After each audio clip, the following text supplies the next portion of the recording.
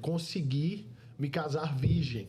Uau, caraca! Que é muito doido. Por exemplo, eu não tinha uma vida, graças a Deus, sexualmente ativa. Mas, como todo homem na juventude, era muito difícil. Tinha oportunidade. Oportunidade, não sei o que. Eu vou falar uma parada aqui que eu nunca falei publicamente, não vou citar a pessoa mesmo, mas eu tenho um amigo que ele casou virgem com a esposa também, constituiu uma família linda, maravilhosa. E eu criticava isso. Verdade. Aí ele não conheceu mulher, não sei o quê, Cara, vai separar mas, logo. Meu, vai chegar uma hora que esse cara vai ter uma dúvida. Putz, será que essa é o que eu tenho que viver mesmo e tal? Falei, tá aí até Como hoje. assim? Tá até hoje, cara. Família Até maravilhosa. hoje, de igreja, entendeu? tudo. E... É possível. E hoje, cara, eu quero que meu filho vá por aí, cara. O que te fez voltar pra Jesus com 17 anos? É uma dúvida que eu tenho, porque assim, eu tenho um filho agora. E eu espero que ele nunca desvie. Sim. Mas eu quero ouvir de um rapaz jovem como você que passou por isso não faz tanto tempo, o que te fez voltar? Cara, Boa pergunta, eu tava pensando isso, sabe, na minha cabeça. Eu falei, cara, como Porque faz? se perder cara? é fácil, né? Saber por que uma pessoa se perde é muito fácil. Tem 1 milhão de motivos, né? Sim. No mundo de hoje. Não é à toa que a Bíblia já apontava, né? Que a porta é estreita, né? Mas o outro caminho não, ele é largo, né? Por causa disso. Né? Muitas opções, muitas propostas que o diabo faz.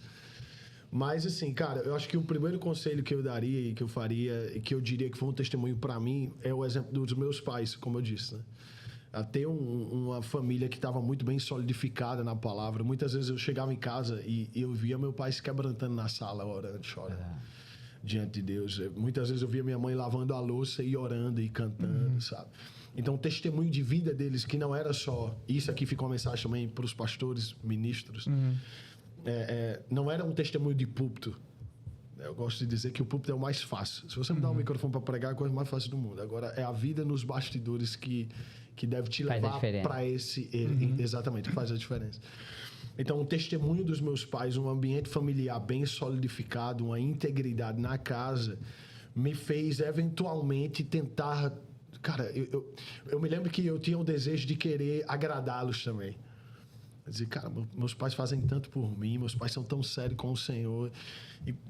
Então, eu queria me inclinar de novo para o Senhor e decidir entrar naquilo que Ele tinha para a minha vida por esse ciclo. A família, depois amigos que eram muito sérios também, diziam, cara, Deus tem algo na tua vida, Mateus, rapaz, toma vergonha na cara. Né? A importância da gente valorizar essas pessoas também na nossa vida. Sim, sim. Né? De ser também essa voz ativa para outras pessoas, de confrontá-las em amor.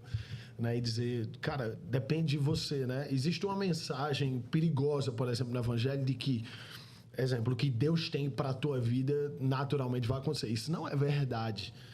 Para que algo aconteça da parte de Deus para a minha vida, eu preciso me disponibilizar para isso. Pode acontecer uma... Você pode mudar o percurso, né? Porque completamente. você tem livre-arbítrio. Perfeito, né? Exemplo, você pode acontecer uma intervenção divina. Por exemplo, Deus pode te encontrar no momento de doença, Que semelhante ao teu testemunho. Sim. Deus pode te encontrar numa situação de morte. Deus pode te encontrar numa situação que está tudo bem, uma intervenção divina.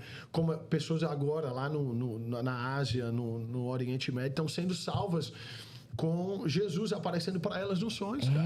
Eu vi isso, cara. Isso é surreal, né, meu? Isso é fantástico. Então, isso é uma intervenção divina. É o quê? Existe uma resistência para o evangelho ser pregado e Deus sabe. Bom, de maneira natural aqui, meus missionários, do ministro, pastores estão morrendo. Eu preciso alcançar essas pessoas. A Bíblia diz, é interesse de Deus que todo homem seja salvo e chegue ao pleno conhecimento da verdade. Ou seja, se é interesse de Deus, então Ele vai fazer coisas sobrenaturais que Ele mesmo vai intervir para alcançar essas pessoas. Então, eu precisei desse mix para mergulhar naquilo que Deus tinha para minha vida. E aí, com 17, foi engraçado porque quando eu decidi entrar por que Deus tinha para minha vida, Deus respondeu muito rápido.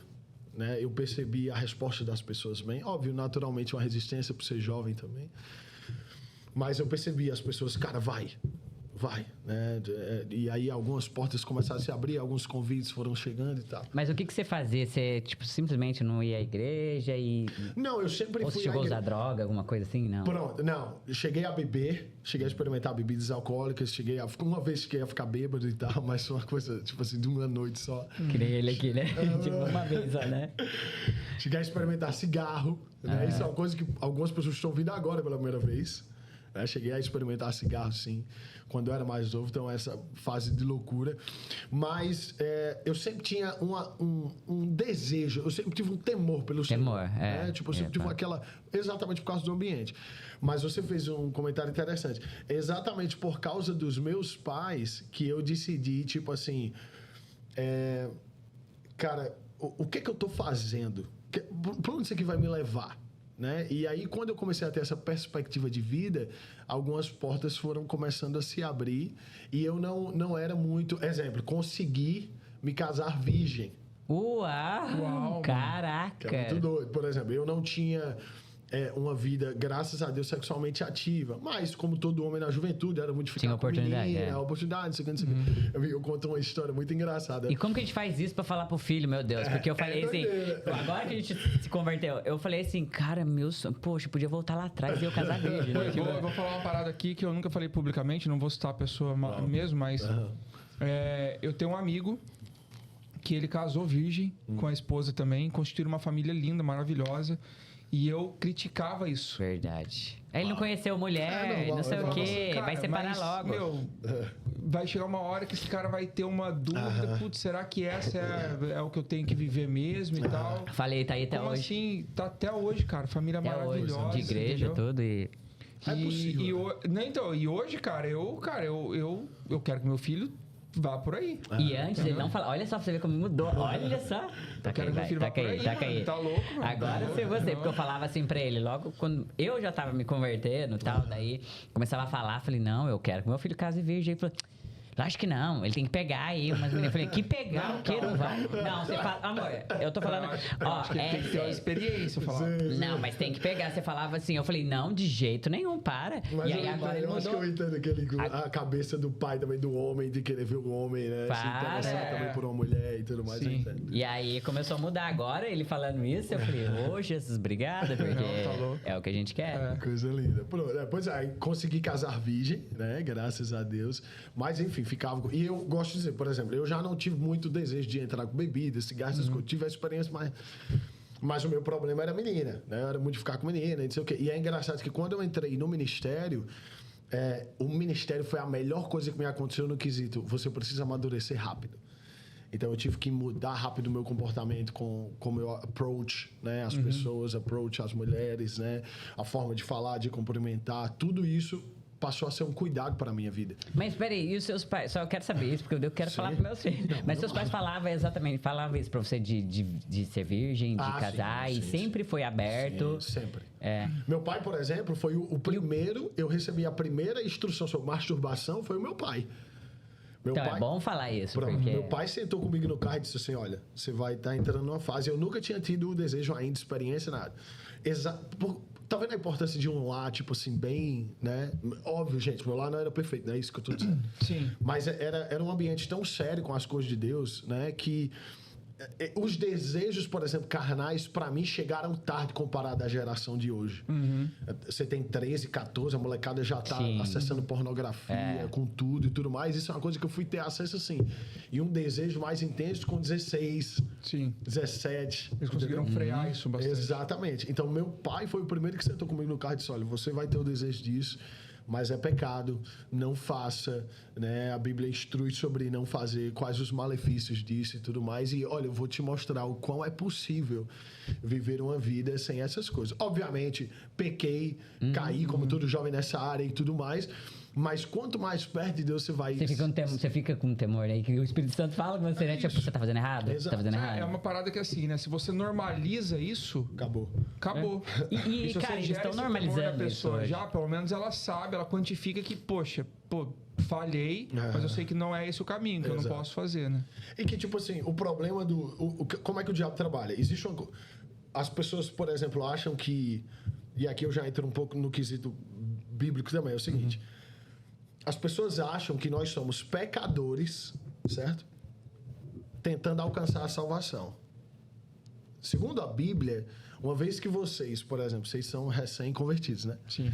Então, quando você aceitou Jesus como Senhor e Salvador, a Bíblia diz que você deixa de ser injusto para ser justo. Deixa de ser uma natureza pecaminosa, a tua natureza foi transformada você passa a ser agora visto como santo. E o que é santo? As pessoas acham Isso que eu santo. queria saber também. Vai. Pronto, o que é ser santo? Santo não é eu tô completamente agora sem pecar. Não. Santo é ser separado. A definição de santo é ser separado. Agora, as pessoas têm o costume de dizer assim, todo mundo é filho de Deus. Todo mundo é criação de Deus. Filho é só... Por isso que é necessário um novo nascimento.